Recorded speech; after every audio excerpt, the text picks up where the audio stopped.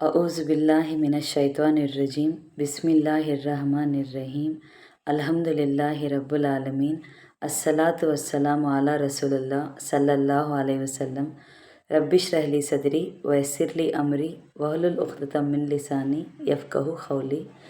अस्सलामु अलैकुम व रहमतुल्लाहि व बरकातुहू। सब जनाओं को तुम्हें भी वीडियो देखने के पहले दरूद और सलाम पढ़ को ये वीडियो देखना शुरू करो।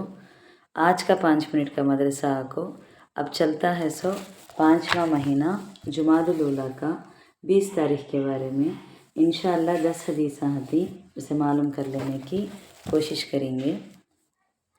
पहली बात, इस्लामी तारीख के बारे में। बनो नज़ीर की ज़िला वतानी। यहूदी क़बाइल अमन मुहादे में शरीक होने के बावजूद आए दिन बगावत और सरकशी करते रहते थे। बीरे मोना के दर्दनाक हादसे के बाद बनो नज़ीर जुल्म और सितम में बढ़ते जा रहे थे। वो मुहादे के बावजूद मुशरिकीन मक्का से चुप चुप के हुजूर सल्लल्लाहु अलैहि वसल्लम की क़त्ल की नापाक साजिश करने में मशरूफ़ रहते थे। एक मरतबा रबीउल अव्वल 4 हिजरी में रसूलुल्लाह सल्लल्लाहु अलैहि वसल्लम ने बनो नज़ीर से बनो आमिर के 2 मख्तूलीन की दियात खून बहा में मदद चाही। उन्होंने ज़ाहिरी तौर पर आप सल्लल्लाहु अलैहि वसल्लम के साथ मदद का वादा किया, मगर क़त्ल की साजिश करके आप सल्लल्लाहु अलैहि वसल्लम को एक दीवार के नीचे बिठा दिया और एक यहूदी शख्स को ऊपर से पत्थर गिराने पर मामूर कर दिया। अल्लाह ताला ने यहूद की उस नापाक साजिश से अपने नबी को ख़बरदार कर दिया। हुजूर सल्लल्लाहु अलैहि वसल्लम वहाँ से उठकर वापस आ गए और लश्कर के साथ किले का घेराव कर लिया। उधर बनो नज़ीर मुशरिकों की तरफ से मदद ना मिलने की वजह से खौफ ज़्यादा हो गया और मुकाबले किताब ना लाकर मदीना छोड़ने पर रजामंद हो गया और हुक्म के मुताबिक हथियार छोड़कर 600 ऊँट पर सामान लादकर कुछ खैबर में जा बसे और कुछ मुल्क शाम में चले गए। 2वां किस्सा, हुजूर सल्लल्लाहु अलैहि वसल्लम का मोजिज़े के बारे में, एक चमत्कार के बारे में। हुजूर सल्लल्लाहु अलैहि वसल्लम की नींद की खुसूसियत। हज़रत आयशा रदियल्लाहु अन्हा से रिवायत है कि उन्होंने पूछा, या रसूल अल्लाह, क्या नमाज वितर पढ़ने से पहले आप सोते हैं? आप सल्लल्लाहु अलैहि वसल्लम ने फरमाया, आयशा, सिर्फ मेरी आँखें सोती हैं, मेरा दिल नहीं सोता। सही बुखारी हदीस 1147 के रेफरेंस में से।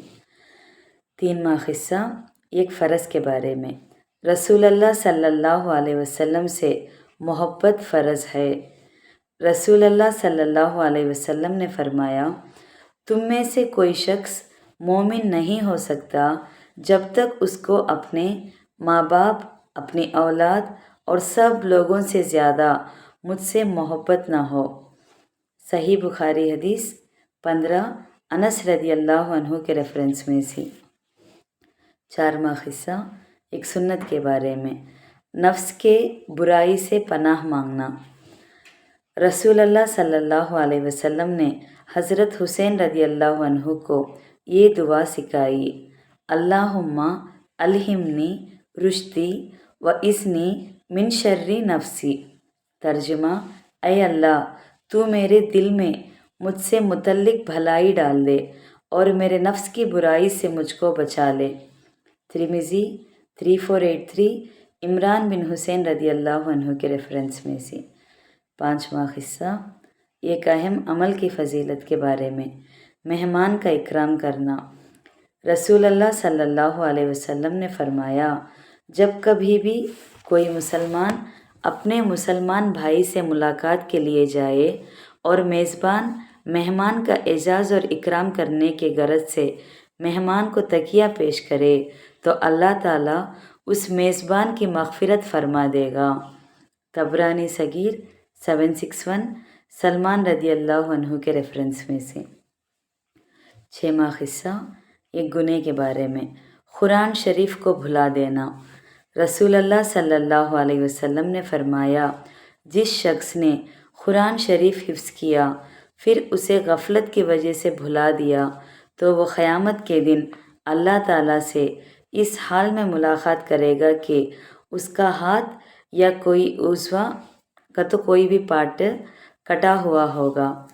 ابو داؤد 1474 سعد بن عبادہ رضی اللہ عنہ کے ریفرنس میں سے۔ 7واں قصہ دنیا کے بارے میں۔ دنیا کا حال۔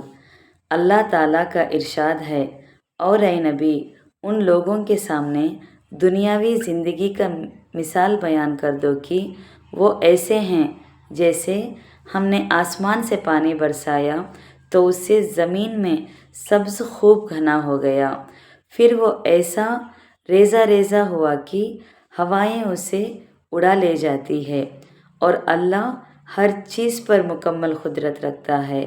مال اور اولاد دنیاوی زندگی کے رونق ہے، اور جو نیکیاں ہمیشہ رہنے والی ہے وہ تمہارے رب کے نزدیک ثواب کے اعتبار سے بھی بہتر ہے اور امید وابستہ کرنے کے لیے بھی بہتر ہے۔ سورہ کہف میں 40/5 40/6 آیات میں ہے سے۔ 8واں قصہ آخرت کے بارے میں۔ دائنے ہاتھ میں اعمال نامے والے۔